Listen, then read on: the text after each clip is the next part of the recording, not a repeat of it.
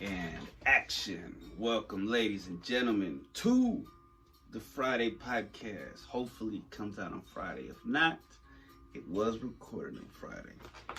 Number 114. I'm getting 800 calls, so I'm not going to even worry about it. Hello. I hope all is well. Those of us who had a little vacation are back at work. And that's always weird. Going back to work after having a vacation. It's very hard to fucking do. To motivate yourself to go to work, to do stuff. When you spend a week or two chilling, you know. That's why it's good. And I need to try to remember this next time. But to stay active during, but I did get sick, so, you know, there is that. But it is good though. I got to go back to work to get the school ready for the students, because the students haven't come back yet. Excuse me. So it's cool to kind of get used to it. Mentally prepare yourself. Yeah, man, just being 33, almost 34, I just don't have the energy like I used to. But maybe it's just I'm getting back used to it also. Because also, like, when the kids are there, they just give you an energy that you have to, like, be on your toes. So it's almost like, yeah, they drain your energy. Kids will drain your energy. But in the scientific sense, they also give you energy. Because there's energy, the energy has to go somewhere, and it's just like going out, and you catch some of it. Definitely catch some of it. Yeah, so I learned recently that, I think maybe I said this last time, but I don't know. And I just watched one video, one clip on Instagram, and now I suscept to this theory that carbonated drinks are bad for your bones. Now, I don't know if this is 100% true. I saw one video, one reel, one short, whatever the fuck you want to call it. So I've been trying to drink some of these. These have only 60 calories per can. I don't know what that means, but it's less sugar than the other ones. And then the other Guyaki ones, and these aren't carbonated. So I've been trying to switch over to these, but I still like those clean colas, man. I think they got some that are not carbonated. I gotta check it out.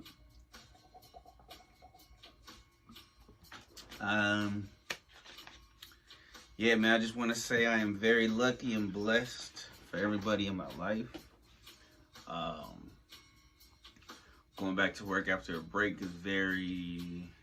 Being at a place for a long time, for years and years, when you've worked with people who have passed away and worked with people who have left and gotten other jobs and people who you don't see anymore, and it's like...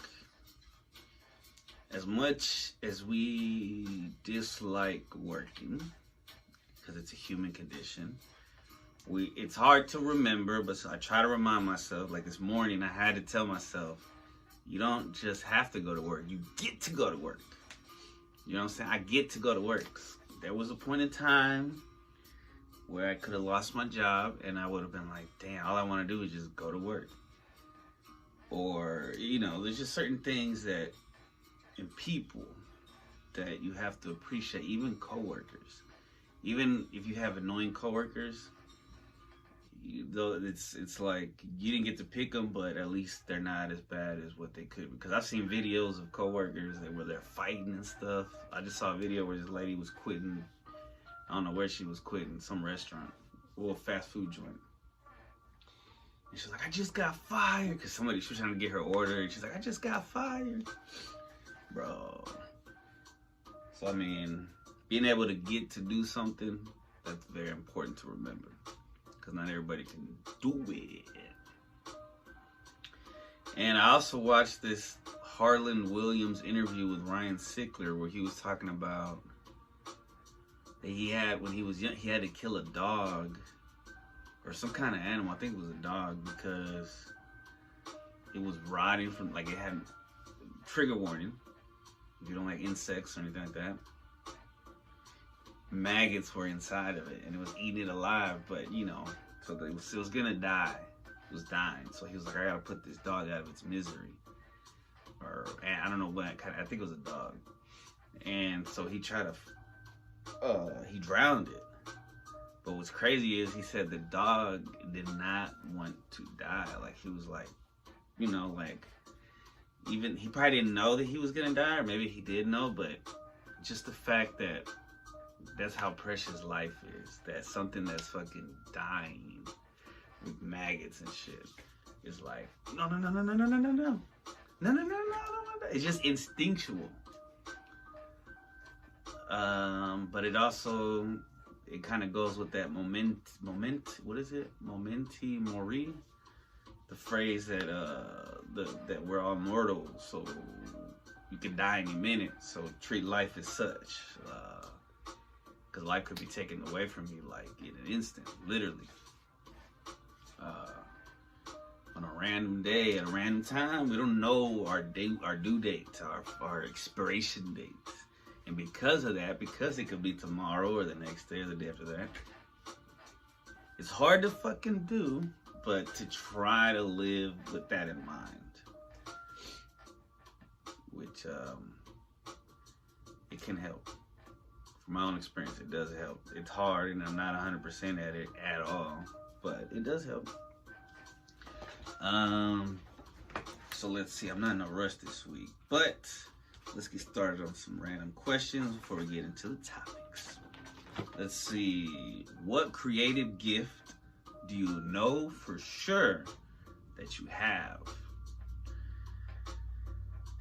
So, it's hard to compliment yourself, or it is for me anyway. And especially as I consider myself a creative type.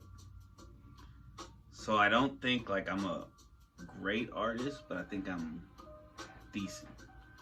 I think I'm pretty good at rapping. For whatever reason, rapping became my thing in middle school, and for a decade or two, rap.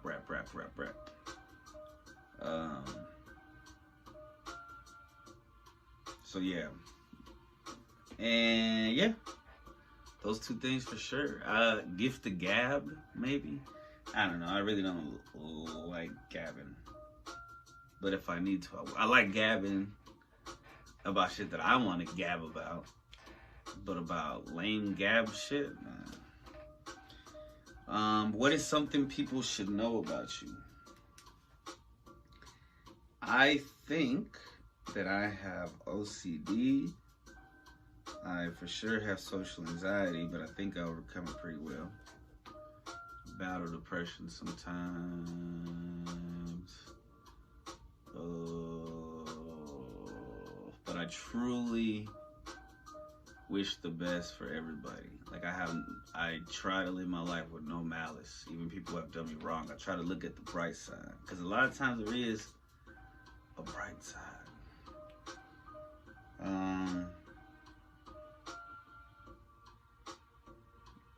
Yeah, anxiety, OCD, possibly a little bit of autism. I don't know.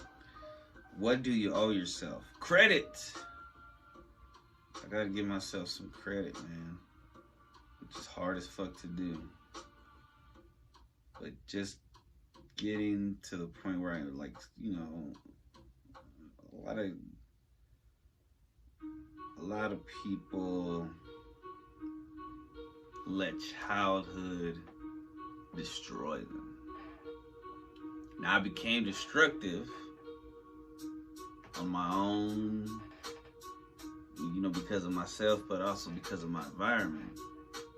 But, what was the question? But I still kind of held some moral obligation during it all. Even though I was going through destructive behavior, I always knew, okay, don't smoke crack. Don't do heroin. I did do dangerous shit, you know. But I mean, you gotta give somebody credit for that. That's some kind of credit.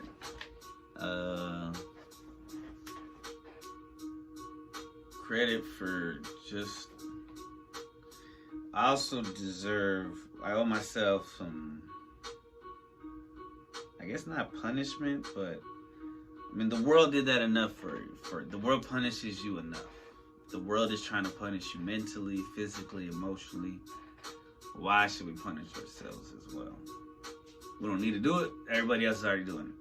So all I owe myself is credit. What piques, well, that's a weird word, Piqueus. What piques your curiosity? Conspiracies. Weirdness. Insecurities, I guess. Trauma. Have you ever been dumped? Yes. And I've also done the dumping, I think. Of course, right? I'm thinking about it. I'm talking to myself because I don't remember. Because there were mutual times, but I feel like I've broken up with people in middle school or some shit. Definitely dumped. I was dumped in high school. Have you ever given a present to someone that they hated or disliked? Not that I know of, but there was this one time where we played White Elephant for some reason. The game is called that, where on Christmas everybody buys one gift, and then you play a game and see like you try to get that, like you could steal a gift and shit like that, whatever. Now, this particular Christmas, my sister's ex-boyfriend was there, and he bought, and it was a nice gift, and I'm such an asshole. It was a little set with Adidas cologne, Adidas deodorant, and I don't know, something else. And I got it, and I was like, what? Who buys this? Because I bought like DVDs or something, some Simpson DVDs. And I was like, this is in my 20s. Still no excuse, but I was a dumbass. More so than I am now. We learn. And I was like, who the fuck? What kind of stupid ass gift? And it was my sister's ex-boyfriend's. And he didn't say nothing. She didn't say nothing. She was just like, oh my God. And then I didn't stop. I was like, man, this sucks. I was such an asshole. Fuck. Do you pick out all your outfits for the week or just decide in the morning?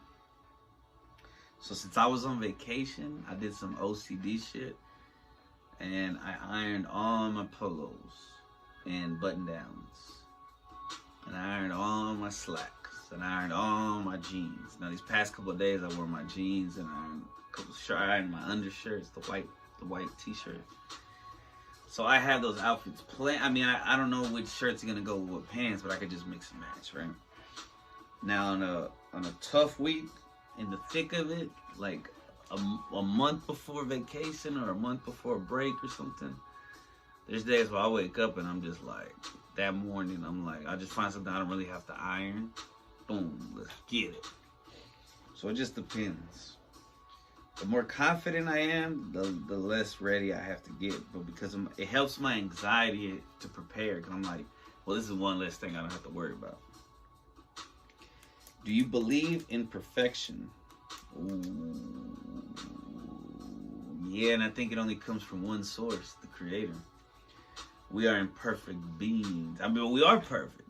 The way we function, everything functions so perfectly, like on the clock, around the clock. The veins, the blood, the hearts, the organs, everything just fucking. And if we treat it right, it keeps working very nicely. But I think imperfections are also what make things perfect.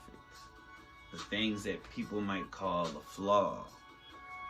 You know what I mean? Like sometimes I think women are attractive when they have like the big nose thing, and a lot of times the big nose thing. Like when they have like kind of a bigger nose, right? I have a big nose, so I don't know. Big nose is kind of cool. And a lot of times women will get surgeries to make their nose smaller. And I think that sucks, because I think just be yourself. So perfection is a fickle thing, my friends. I do and I don't believe in it, I guess. Are you usually the life of the party? No,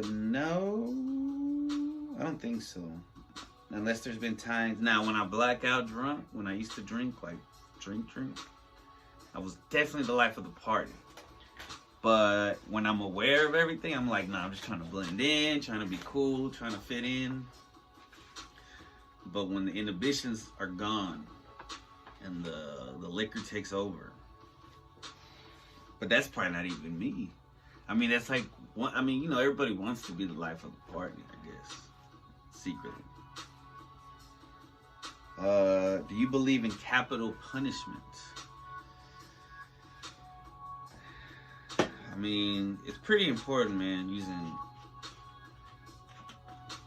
capital letters, bro. Because then how do you know if it's like a name, the beginning of a sentence? I mean, punished? I'm just kidding. At first, when I first read it earlier, I was thinking about that joke. And then I was thinking capital punishment means the death penalty. But no, I just realized capital punishment is a spanking. And I don't think teachers should do it, but I think some parents should spank, maybe. I don't know, it's so fickle. That's another thing. I didn't feel like I had to spank my son. So if I just say, if I imagine every kid is my own, nah, fuck no, don't spank him, talk to him, sit him down, have a conversation with him, be man to man, person to person, human to human. Who makes your favorite pair of shoes? Kind of sucks to say, but I think my favorite pair of shoes are some Adidas. Because they just slip on and slip off. I don't got a time and shit. They're pretty comfortable. Second pair I bought. I would get them, but what was a specific turning point in your life? I have a couple.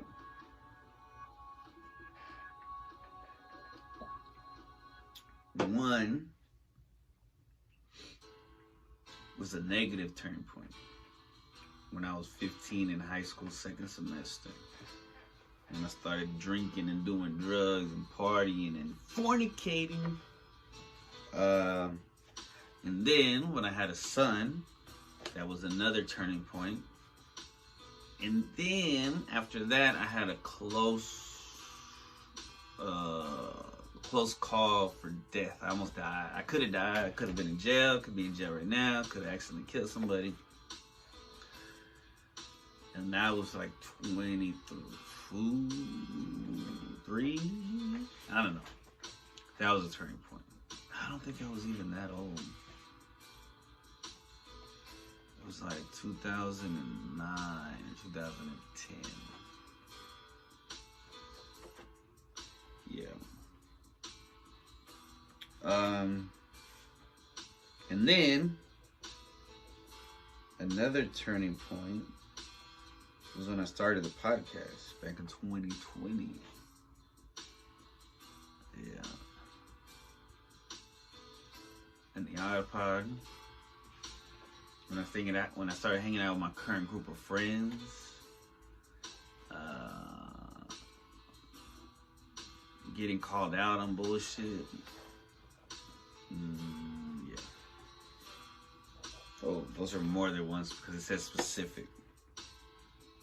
On a scale of 1 to 10, how funny would you say you are? What the freak?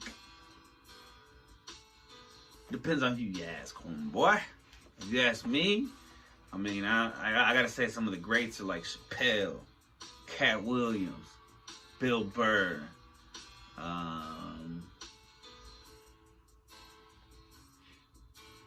Bobby Lee, Steve Byrne. You know, there's some great comedians. So if they're like in the 10, 9 and shit, I'm probably like a 7, 6, 5, 4, 5, 6. I have no idea. I'm gonna say 6. Do you love or hate roller coasters? I hate them. Hate them. Whoa, I just made a new kind of check, bro. Looks like a J. Have you ever bent the rules to get ahead? To get ahead? No. To get by? Yes. And I just mean like lying to a cop about your age, or saying that the beer's not yours when I'm under 18, when I'm not even 21. I'm like, oh yeah, it's my uncle's and they're going fishing and they just went to go get the fishing rods. Alright guys. Whoa. That just shook the whole bed. My stand is on the bed. Let me take a break and we shall return. Purple Rain. Welcome back, ladies and gentlemen. Alright, this next spirit animal symbolism I haven't actually seen in person that I'm aware of. I probably have at least once in my life. But I know that there's some bald eagles, and this is I'm just doing eagles, but I know there's some bald eagles at White Rock Lake. I wanted to drive by and see if I could see them. Online, on Amazon, after Christmas, they had this sale, and this, I don't know how legit it was, but this little monocular was like 80 bucks or something, and on sale it was like 20 bucks. I was like, fuck, let me get that. And so maybe I can go see some eagles or something. I was trying to see something in the backyard, but I couldn't really catch something. I gotta get better with it. And then there's also like a stand. See, it's called Pinku. It's a weird name. It comes with a little stand, and it screws in. And then you can put your phone, supposedly, so that the phone can take, like, zoomed in pictures. Oh, wait, I was trying to show y'all though. Ooh, it's weird. I don't think you're supposed to do that. I almost broke the matrix. Alright, so, eagles. Fly like an eagle. Worldbirds.com says, the eagle represents leadership and authority. And those who make this their spirit animal are born to be leaders and high achievers. I'm pretty sure my spirit animal was a cat. Leo walked in through my window. It was open, but he walked in and just, I was like, man, this is my spirit animal for sure, cat. Because I love naps. And I love the nighttime. The eagle can be seen as representing wisdom and vision. The eagle's eye is often used as a symbol of sharpness and accuracy. This piercing gaze sometimes represents protection and vigilance. CrystalClearIntuition.com says Native American symbolism of an eagle is that the eagle represents courage, strength, and creation. It is considered a sacred bird, revered for its great spiritual presence. It was thought to be the messenger of visions and dreams, and its feathers and bones were used in religious ceremonies. WhatisMySpiritAnimal.com says that eagle, as a spirit animal, puts you on notice that the winds of change are headed your way. Some type of rebirth or renewal is about to happen. And an eagle prepares you for that change by showing you how to tap your inner strength and fortitude. Stand up tall, wrap courage around your waist, and stay true to yourself. RichardALois.com says that the eagle represents strength and is considered to be the chief among all winged creatures. It also represents, because it's bigger, I mean, you got birds, you got like finches and hummingbirds, and doves and pigeons and all these, right? And then you got ravens and, you know, crows, ravens, hawks, and then you got cranes, and you got all these other, and then you got the eagle, which is bigger than all of them. Now the ostrich is big as fuck, but it can't fly. Richard A. Lois, like I was saying, it also represents a symbol of power and is associated with man's relation to divinity. Getting to know about the same can help you to find the urge and drive within you. This way you can push yourself further, thus enabling you to reach greater heights. BestBirdGuide.com says the eagle symbolizes many positive. I was gonna say because I just saw something that said it was a weird meme reel. It was like, I'm the biggest bird. I'm the biggest bird, and there's like I'm the best bird or some weird shit. Bestbirdguide.com symbolizes many positive things for cultures around the globe, from strength to acting with integrity and rising above life's unexpected situations. The eagle has come to bring a sense of purpose and positivity. Eagles are spiritual messengers, symbolizing stamina, strength, devotion, loyalty, and new beginnings. Symbolism.com says the eagle represents a transformation or a victory. It is a symbol for personal growth in the physical, spiritual, and economic sense. The eagle stands for your inner strength, control over your own life, and a bright future wherein obstacles cannot stop you from achieving your goals. Nice. Alright. So I was looking at my dream book, which I don't know where it is right now. It's probably there somewhere. And one of the dreams I had, I saw what one might call a sprite or a pixie. You could call it a sprite or a pixie, but for some reason, when I saw it, I was like, oh, that's definitely a sprite. Man, hopefully the music wasn't too loud in the last one. Last time I thought it was too loud, and then I listened to it, and it was fine. So, if you have a dream about a sprite or a fairy, so let me go into what a sprite actually is. A sprite in folklore is a supernatural entity in European mythology. They are often depicted as fairy-like creatures or as an ethereal entity. The word sprite is derived from the Latin spiritus, or spirit, via the French esprit. Variations on the term include sprite, spelled with I-G-H-T, and the Celtic spriggan. The term is chiefly used with regard to elves and fairies in European folklore, and in modern English is very rarely used. Definitely. So Dream Meanings Dictionary.com says to see a sprite in a dream.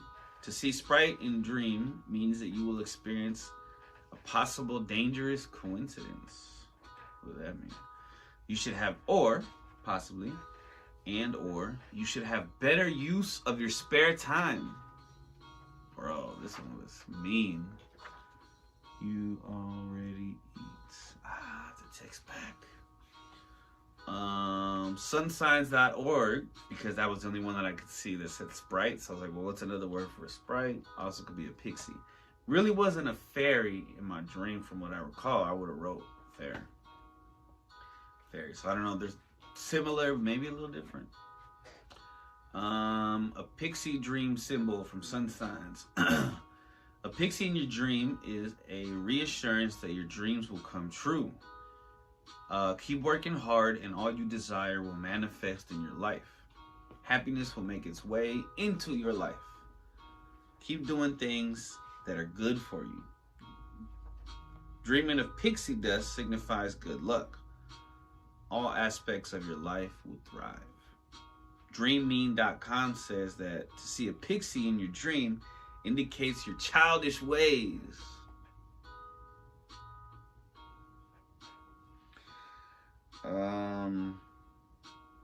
It may also represent unrecognized energy and your hidden potential. Alternatively, you may need to seek some outside advice. DreamEncyclopedia.net says to see a pixie in your dream possibly means that you're being led astray by something that looks quite innocent. Interesting. Very interesting. And I'm not saying this is 100% true. And maybe you've never had a dream of a pixie or a fairy or a sprite. But I have, and I was like, maybe it means something because that's like the first time I've ever had one like that. And it was out of nowhere. And I wasn't watching fairy tale shit. Alright. Except the movie that I'm doing, like when I had this dream was way long ago. the movie that I'm doing is fairy tale shit. It's kind of funny. But before we get to that, let me take one more break, and we are back. Let's see. Angel number of the week. 363. Angelnumber.org says, it is a confirmation from the universe, and your guardian angels that you are on the right path in life. The angels are asking you to be patient and trust that you and your family will be fully provided and supported by the universe while fulfilling your life mission and purpose. That's heavy. Sunsigns.org. Now, whether or not you believe in angel numbers, that message is encouraging and positive and true if you believe in it. Sunsigns.org says that 363 is a sign for you to begin to forgive and love your family. Whoa. The guardian angels would like to remind you that family is everything. Do not ignore the family that reaches out to you. Angel number 363, meaning social service to others, is fondly associated with 363. This includes visiting children's homes. Okay, I'm not gonna do that, but I'm a teacher assistant, so. TheSecretOfTheTarot.com says 363 is all about your soul mission and divine life purpose. Similar to what AngelNumber.org says. Listen attentively to the divine guidance from your angels. Excuse me, pardon me. You'll discover that they are giving you their complete support as you embark on your journey of serving humanity. Angel number 363 is a reminder that you need to create the right balance in life. So you need to create the right balance in life. AngelManifest.com says 363 means affectionate and represents family love. Those who have a partner mean happy time with loved ones. For two people thinking of getting married, it represents a steady relationship. In addition, since it has the meaning of independence, it is able to create an independent and reliable relationship. That one is kind of incoherent. They're not all going to be winners, ladies and gentlemen. Numerology.com, I thought, but right here it says numerology. I'm assuming I didn't highlight the L. 363 is a good number to see when you are going through tough times. As the saying goes, tough times never last. Tough people do. If you see this number, you are going to triumph in all your endeavors. 363 represents happiness. Your guardian angels want you to be happy at all times. The last part. The guardian angels want you to be happy at all times. I concur with that one. Now, some of the stuff is said, take it with a grain of salt. Last but not least, LifePathNews.com says that 363 may be considered a lucky number. It represents the number of God's presence, power, and energy. It is considered that if you are born on this date, you will be blessed in all your endeavors. How is that? What date is that? March 1963? The angels will help you in achieving your goals. 363 means hope, faith, and protection. Yo, that one was kind of weak. There was only a couple that I really agree with, to be honest with you. The family part was heavy from Sun Signs. Do not ignore the family that reaches out to you. That was key. And tough times, the weird one, tough times never last, but tough people do. That's pretty cool. And then there was another one that I really liked. Yeah, that your family will be provided and supported by the universe while fulfilling your mission and purpose. Heavy shit. All right.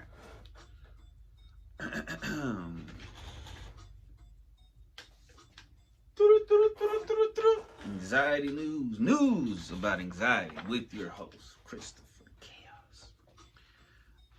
This week, let's turn that music up, ladies and gentlemen. Sometimes the beat is low, sometimes it's high, but it's all good, and I know why.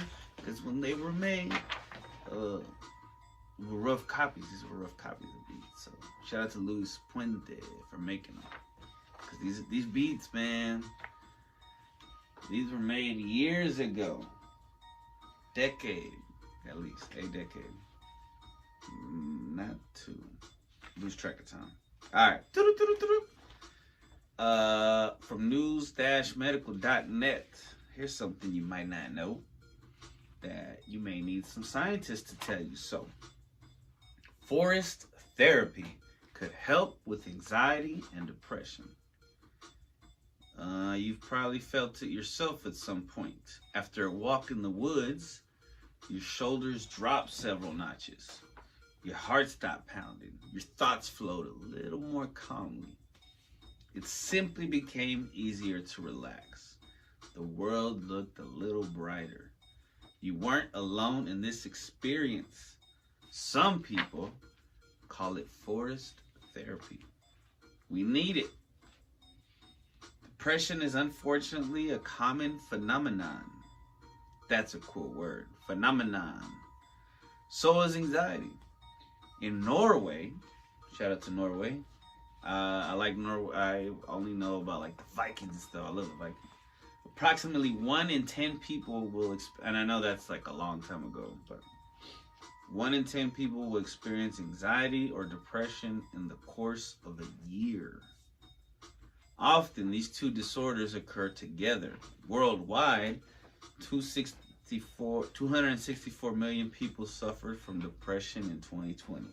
Now, 2020 was an interesting year. It was a pandemic year, or plandemic, whatever you want to call it. So, of course, the numbers are going to be higher for depression. You know, just keep that in mind. New research from the... Now, I would like to go to Norway, I think. I don't know. But shout out to... Remember there was this show I talked about, Hell on Wheels. And there was a character who they called him the Swede, but he was Norwegian. And I always remember that. I know I'm R-worded a little bit. Or A-worded, I don't know. So, new research from the Norwegian University of Science and Technology, NTNU, shows that in the era of smartphones and social media, the number of adolescents and young adults in Norway with depression and anxiety has doubled. 44% of teenage girls in Norway now struggle with stress and heavy thoughts. Associate Professor Simone Grassini wanted to check out how something as simple as a walk in the woods could help with anxiety and depression. Somebody with some common sense. He collected all the studies that researchers around the world have carried out on this very topic in the last 10 years. No one has done a systematic analysis of the activity, says Grassini, because as we know, all research costs money. But we have some pieces of the puzzle. Laboratory studies show that even short exposures to images and videos of nature lead to a change in brain activity related to relaxation and well-being. Whoa. Other research shows that exercise itself, obviously, has a positive effect on the experience of well-being. Studies carried out outdoors have shown that even short exposure to a forest environment leads to less activity in the brain's fear center. But no scientifically based method exists yet for how forest therapy should be carried out in concrete terms. Is one walk a week enough, or do you have to take 4? Is half an hour enough, or do you have to go for 2 hours? Although the healing power of nature has not been analyzed using scientific methods, it is something many philosophers have thought a lot about.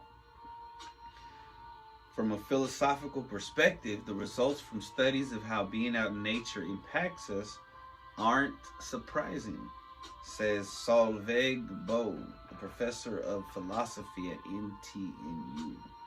She points to the fundamental fact that humans are also part of nature. If we go back far enough in our biological evolutionary history, we're related to everything that lives and has lived. A philosopher that I've worked with for a while, Merleau-Ponty, argues that wherever there is life in nature, there is meaning. This meaning resonates with us, says Bo. Then he started sorting. Grassini selected all the studies where the researchers included a group that took walks in the woods and a control group that did not take walks in the woods. Everyone in both groups struggled with anxiety and depression. 6 studies made it through the eye of the needle. Using diagrams, numbers, and columns. What a weird saying. The studies of, well, because I only know it from the Bible, but it's a weird place to use it. Maybe it's older than that. Using diagrams, numbers, and columns, the studies all tell us the same thing. A walk in the woods actually helps with anxiety and depression. These walks are an effective and simple method for something that a lot of people struggle with, says Grassini. He is a neuroscientist and an associate professor in psychology at the University of Stavanger. When the study was carried, see, what I need to start doing is printing these out with enough time for me to be able to look up the pronunciation of all the words that I don't know how to pronounce it. But this is authenticity.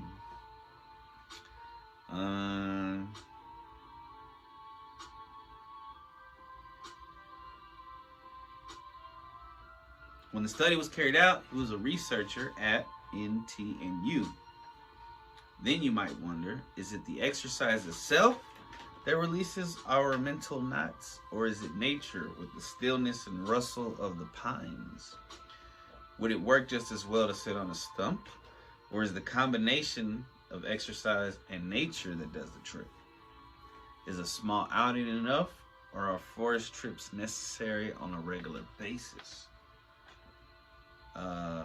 Research shows promising results using neurotechnological approaches to treat youth depression. Individuals with depression less likely to adhere to medications. Oh, these are sorry guys. These are related stories. Ooh. So back to those questions. Is it the exercise itself? Can you sit on a stump? The simple answer isn't that easy to say. At least not from a scientific point of view. No one has checked it out yet. She believes that this explains why being out in nature feels meaningful. It can help us to... I think I make those out of order. It can help us to realize that there is something more important than what we got going around pondering in our hearts. Out in green spaces, surrounded by birdsong, the sound of running water, smell of vegetation, we understand that we are part of something bigger.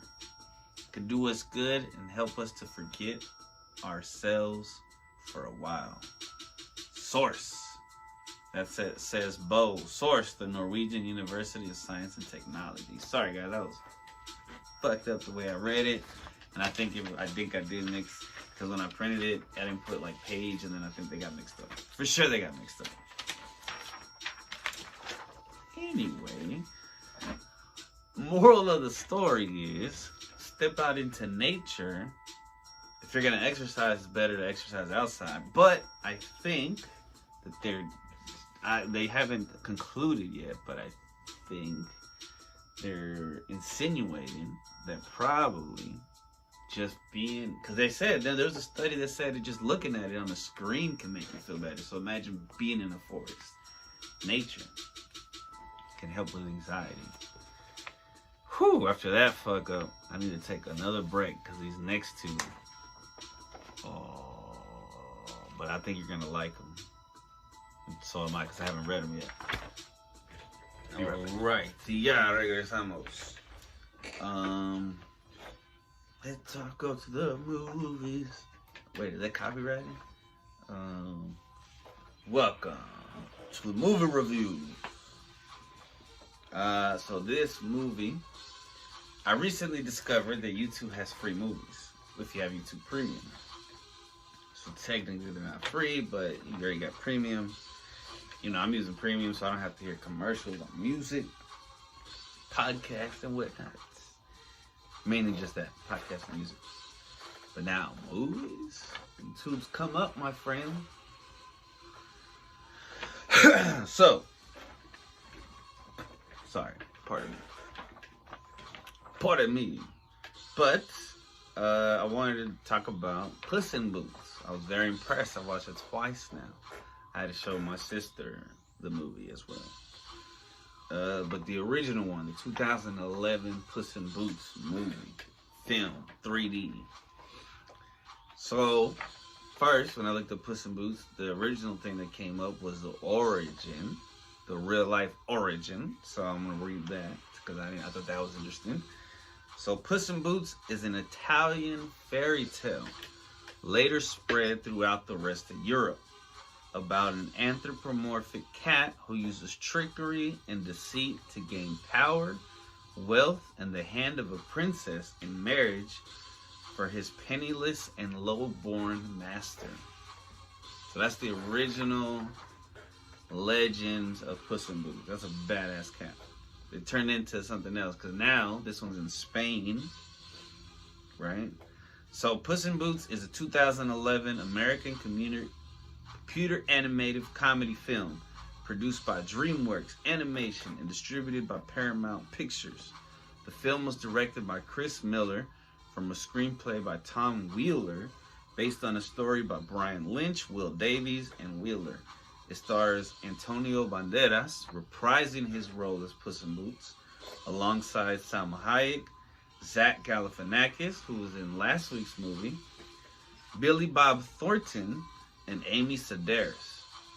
A spin-off of the Shrek franchise, the fifth installment in the film series thereof, and rather than an adaptation of the Puss in Boots fairy tale, it follows the origin story of Puss in Boots on his adventures years before the events of Shrek 2, which came out in 2004.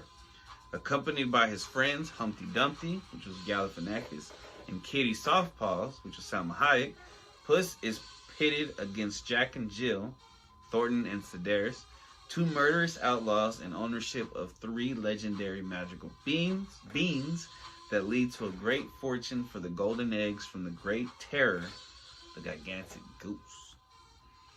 Development began following the release of Shrek 2 in 2004. Originally titled Puss in Boots: The Story of an Ogre Killer, it was announced as a direct-to-video film to be released in 2008. In October of 2006, the film was reslated as a theatrical release due to market conditions and DreamWorks Animation's realization that the Puss character deserved more, with Shrek the Third 2007 director Miller joining the project as the director. Guillermo del Toro signed as an executive producer in September of 2010. This was the first film to be partly made in India from DreamWorks Animation, in which a Bangalore studio owned by Technicolor, which had mainly worked on TV specials and DVD bonus material, spent 6 months animating 3 major scenes in the film. Cool. I bet you they're very proud of them. And they should be. Puss in Boots had its world premiere on October 16, 2011, aboard the Royal Caribbean's international cruise ship Allure of the Seas, docked in Fort Lauderdale, Florida at the time, and was released in theaters on October 28, 2011 in 2D, digital 3D, and IMAX 3D formats. 3D was a big thing in that time. Puss in Boots received positive reviews from critics and was a box office success, grossing over $556 million on production budget of $130 million. At the 84th Academy Awards, the film was nominated for Best Animated Feature. I wonder what won. A television series spin-off from the film titled The Adventures of Puss in Boots premiered on Netflix in January of 2015. Kind of want to watch it. And concluded in January of 2018 after 6 seasons, while a sequel set after the Shrek films and entitled Puss in Boots: The Last Wish was released on December 21st, 2022. I gotta go see it. The film had been in development since 2004 when Shrek 2 was released. Chris Miller, who worked on the, we already said that earlier though about the 2004 Shrek 2 thing. Chris Miller, shout out to Chris's, who worked as head of story in Shrek 2, was a big proponent of making a spin-off film centered on Puss in Boots due to his love for the character and the intriguing story potential he had, given the adventures he mentions to have had in the film. Dang, I gotta go watch that one just so I can see Puss in Boots. He's like my favorite Shrek character now.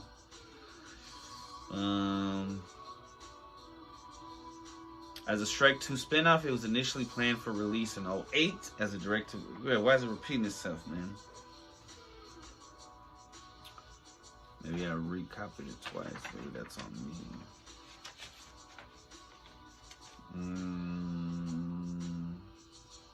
Okay. So back to Guillermo del Toro. Having exited from The Hobbit, del Toro was invited by the crew to watch an early screening of the film, half animated, half storyboarded, which del Toro loved and asked him if he could be somehow involved in the production. Discussing del Toro, Miller stated, we worked out a system for him to come in once every few months or whenever he had something new to show him. If we needed someone to bounce ideas off of, he was always there, and if we had a problem we were tackling, we'd get Guillermo on the red phone, our emergency phone, and ask him advice on what we should do with a certain character or scene. It was like having our own film school. Miller stated that del Toro was particularly involved in Humpty Dumpty's character design, suggesting to make him more like Da Vinci. It was del Toro's idea to make Humpty an ingenious freak of nature who builds contraptions such as a flying machine. Del Toro rewrote the ending to redeem the character and deepen his relationship with Puss, an unconventional conclusion for a family film. He helped design the fantasy elements of the giant's castle, as well as the architecture of the town, which he conceived as an amalgam of Spain and Mexico. During the film's production, the filmmakers struggled for a long time about including the giant from Jack and the Beanstalk, an English fairy tale from which the magic beans and the castle in the clouds were borrowed from. As the filmmakers had already figured out the giant's world, the giant itself was challenging for them. They wanted to depict him faithfully like the classic fairy tale giant, but despite how hard they tried to incorporate him into the story, his presence turned out to be predictable. In the end, it was decided to have the giant killed off-screen in order to subvert fairy tale expectations. Smart. Antonio Banderas reprised his role as Puss in Boots from the Shrek films. According to Miller, the crew wanted to cast Zach Galifianakis, Billy Bob Thornton, Amy Sedaris, and Salma Hayek early on during production. As Humpty Dumpty was Galifianakis' first voiceover role, he was allowed to improvise by the filmmakers. Similarly, Thornton enjoyed the experience of voicing Jack as he was looking to challenge himself with the role out of his comfort zone. Sedaris, with whom Miller had worked with before, improvised most of her dialogue as Jill, given almost 50 different versions of her scripted lines. Except for Puss, the film features new characters. Citing the co-writer David Steinberg, it doesn't overlap with Shrek at all. Partly that was done to tell an original Puss story, but partly because we didn't know what Shrek 4 were going to do with the characters, and we couldn't write conflicting storylines. The film was teased in Shrek Forever After, when Shrek finally shuts the book titled Shrek and puts it away next to a book titled Puss in Boots. Puss in Boots is the first DreamWorks animation film. I already said that. It's been 6 months. The outsourcing had financial advantages with 40% less labor cost than in the US. But the primary reason for outsourcing to India was lack of personnel due to the studio producing as many as 3 films a year. The film was renamed Cat in Boots in the United Arab Emirates for officially unknown reasons, but is suspected for religious and cultural reasons. I mean, obvious, the name. Of course they changed it. According to the UAE's National Media Council, which is responsible for censorship, the UAE didn't have any involvement in the rename, and the decision to change the name had been made by the Hollywood studio and the movie distributors in the UAE. Consequently, since the film's distributor was based in the UAE, the same print was syndicated to all theaters throughout the Middle East. However, the name change was limited to the film's original theatrical run, as merchandise and later regional home media release retained the film's original title. Interesting. On Rotten Tomatoes, Puss in Boots has an approval rating of 86%, based on 155 reviews and an average rating of 6.9 out of 10. Its critical consensus reads, it isn't deep or groundbreaking. I don't agree with that. But what it lacks in profundity, Puss in Boots more than makes up with an abundance of wit, visual sparkle, and effervescent charm. Metacritic, which uses a weighted average, assigned Puss in Boots a score of 65 out of 100. I don't agree with that. Indicating generally favorable reviews. Blah, blah, blah. More blah, blah, blah. Some dude said it has the best 3D work yet from a mainstream animated feature. I never really cared for 3D because I have glasses, so I can't put 3D glasses on my glass and then to watch the whole movie like that. But you can tell the scenes that they use, like where the money is faulty. It's like, whoa.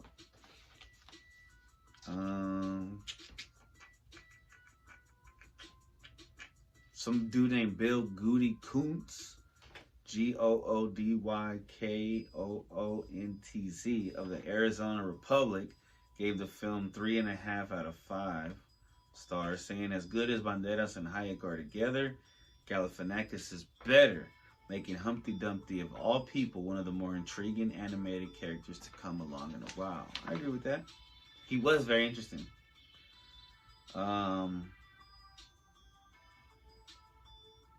He's a nice surprise. Yo. Oh, just talking about a play. This one Moira. Whoa, I haven't heard that name since Schitt's Creek. That's the only time I heard. Moira McDonald of the Seattle Times gave the film 3 out of 4, saying, "I left dreaming of a world in which cats could tango." That was a badass scene. And when's the last time a movie did that? Definitely wasn't the movie Cats. Yeah, man. It's like about, I didn't even know who it was doing the voices when I was watching it, but it was tight. In February of 2012, director Chris Miller stated he would love to make a Puss in Boots sequel, as the character was set up to have more fantastic, surreal, and funnier adventures. But they would first analyze how the audience reacted to the film and whether they would want a sequel. In November of 2012, executive producer Guillermo del Toro said that they already did a couple of script drafts for a sequel and that Miller wants to take Puss on an adventure to exotic places. In April of 2014, Antonio Banderas, the voice of Puss, said the work on the sequel had just begun. In June of 2014, the movie was titled Puss in Boots 2, 9 Lives and 40 Thieves, and was scheduled to be released on November 2nd, 2018. 2 months later, it was moved 1 month to December 21st, 2018. January 1. In 2015, Puss in Boots was removed from the release schedule following corporate restructuring and DreamWorks Animation Group policy to release 2 films a year. 2 months later, Banderas said in an interview that the script was under restructuring and that Shrek may appear in the film. The film, I wonder if he did.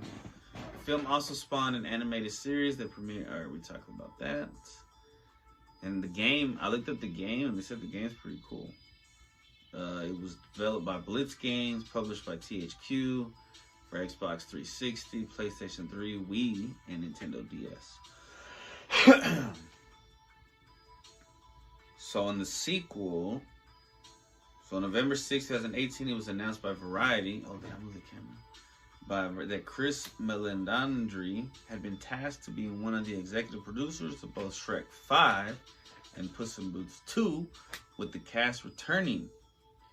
In February of 2019, Bob Persichetti, the head of story on the first film and co-director of Spider-Man Into the Spider-Verse 2018, signed on to direct a sequel. That's why you can notice the animation similarities. I guess that's why. Latifah Awawu, who produced the original Puss in Boots film, would oversee the development of the sequel alongside Meledandri. In August of 2020, the name Puss in Boots: The Last Wish had been trademarked by DreamWorks, revealing the new title of the sequel.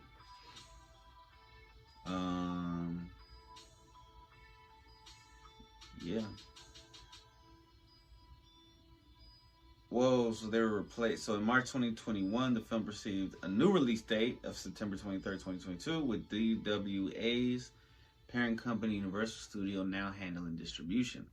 Persichetti and Uwau were respectively replaced by Joel Crawford and Mark Swift as director and producer after having previously done so on The Croods: A New Age, 2020. While Antonio Banderas was also confirmed to be reprising his role as Puss. The film's first trailer was released on March 15, 2022. Salma Hayek was later confirmed to reprise her role as Kitty Softpaws, while other cast members of the film include Florence Pugh as Goldilocks. Oh yeah, because the trailer, she's the bad guy. Olivia Colman, Wagner Moira, Ray Winstone, John Mulaney, I don't know. The only one I recognize is John Mulaney. Divine Joy Randolph, Harvey Guillen as Perito the dog, Anthony Mendez, and Samson Cayo. In April 2022, the film's release date was first pushed.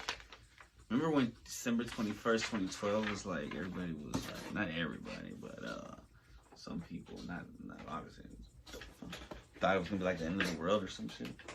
Crazy.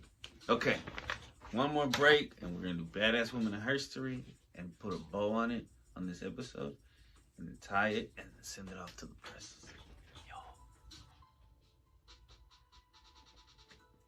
All right, man. Ladies and gentlemen.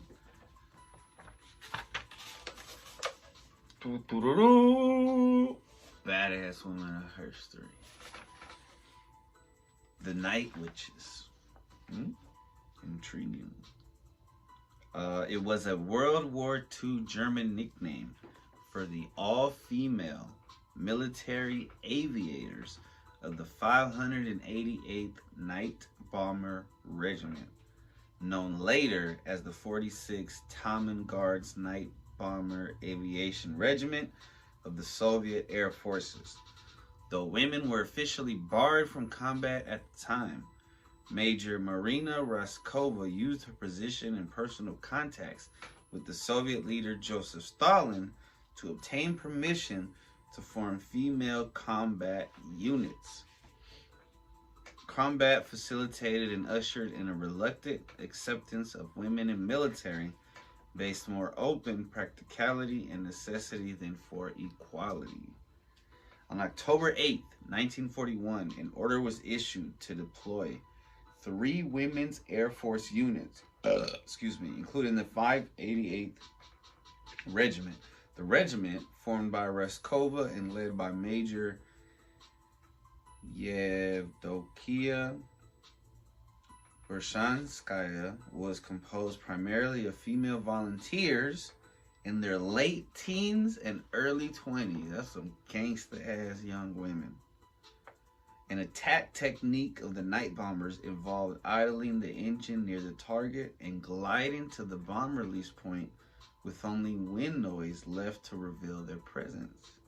German soldiers likened the sound to broomsticks, and hence named the pilots Night Witches. Due to the weight of the bombs and the low altitude of flight, the pilots did not carry parachutes until 1944. When the regiment was deployed on the front line in June of 1942, the 588th Night Bomber Regiment became part of the 4th Air Army of the Southern Front. In February of 1943, the regiment was honored with the Guards designation and reorganized the 46th Guards Night Bomber Aviation Regiment in the 325th 9th Bomber Aviation Division, 4th Air Army, 2nd Belarusian Front. In October 1943, became the 46th Taman Guard Night Bomber Aviation Regiment. Taman, referring to the unit's involvement in the Novorossiysk Taman operations on the Taman Peninsula during 1943. Okay. So in October of 1941, Major Marina Reskova was granted authority to select candidates for the 122nd Composite Air Group, an all-female aviation regiment. Reskova had already established several world records in long-distance non-stop flights and was referred to as the Russian Amelia Earhart for her achievements. When the Germans invaded in 1941, young women began writing Reskova letters asking how they could serve their country. Using their flight skills, Reskova used her personal connection with Stalin to obtain approval to establish the regiment. Stalin was quick to approve of the initiative as he had general interest in the women's tremendous international propaganda value. History and tactics. The regiment flew harassment and precision bombing missions against the German military from 1942 until the end of the Second World War in 1945.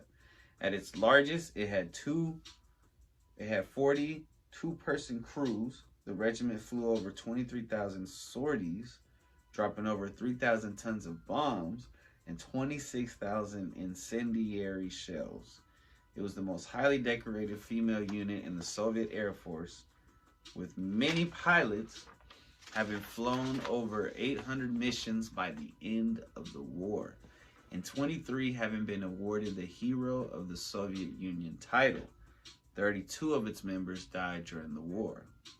The regiment flew in wood and canvas Polikarpov U-2 biplanes, a 1928 design intended for use as training aircraft, hence its original Ubeni designation prefix of U, and for crop dusting, which also had a special U-2 LNB version for the sort of night harassment attack missions flown by the 588. The plane could only carry 350 kilograms, or 770 pounds of bombs, so 8 or more missions per night were often necessary. Although the aircraft was obsolete and slow, the pilots took advantage of its exceptional maneuverability. It also had a maximum speed that was lower than the stalling speed of both the Messerschmitt Bf-109 and the Focke-Wulf FW-190, which made it very difficult for German pilots to shoot down. With the exception of fighter ace Joseph Kosiak, who grounded the regiment for an entire night by shooting down 3 or 4 of their planes on the night of July 1st to August 1st, 1943.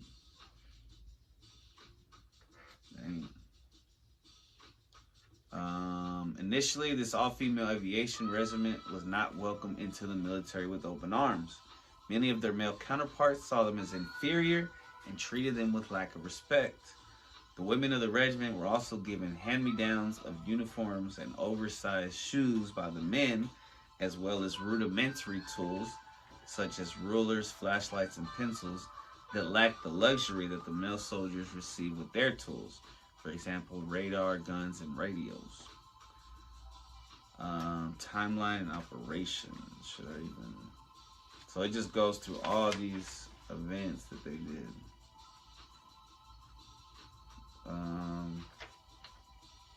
It goes June 12th, 1942. The regiment's baptism by fire took place. Okay, so let me just read it further. The regiment's baptism by fire took place on the Southern Front in bombings of river crossings on the Mayas, Severny, Donetsk, and Don rivers, as well as roads in the South Steppes and Stavropol suburbs. And it's just August through December of 1942, Battle of Caucasus.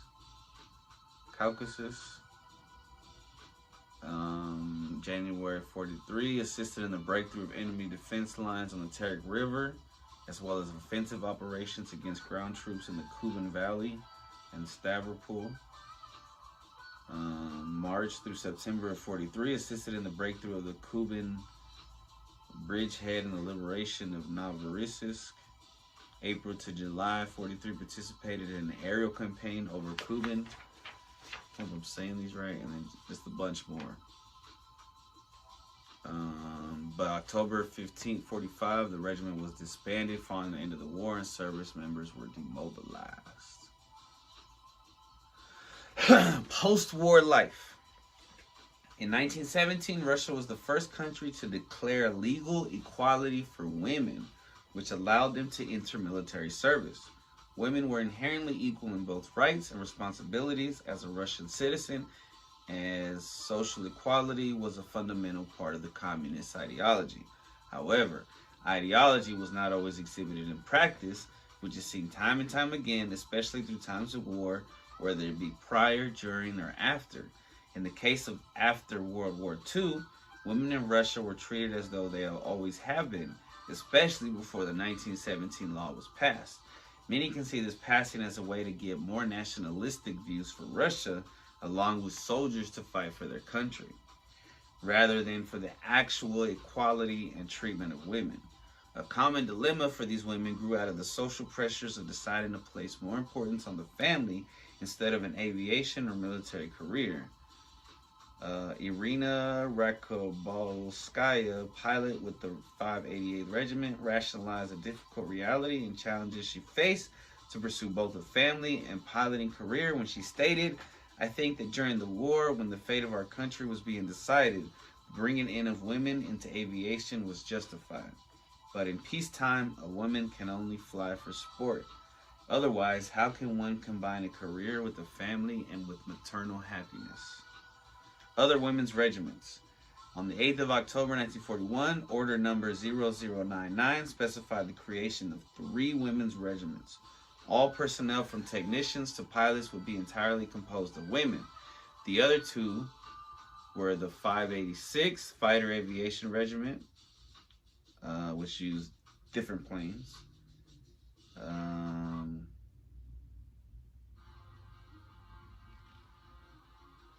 The 586, no women had received training on these planes, so they were kind of struggling. 587 was originally under the command of Marina Ryskova, but after her death in 43, a male commanding officer, Major Valentin Markov, replaced her. The 587's type of plane bombers were also required a tall person to operate the top rear machine gun, but not enough women recruited were tall enough, requiring some men to join the air crews as radio operator and tail gunner. The 588th Regiment staff driver and searchlight operatives were also male. But the shooting and heavy lifting and flying the planes, bro, night witches, fighting Nazis, bro, that should be a movie. If it isn't already, I don't know. It's been one heck of a show, my friends.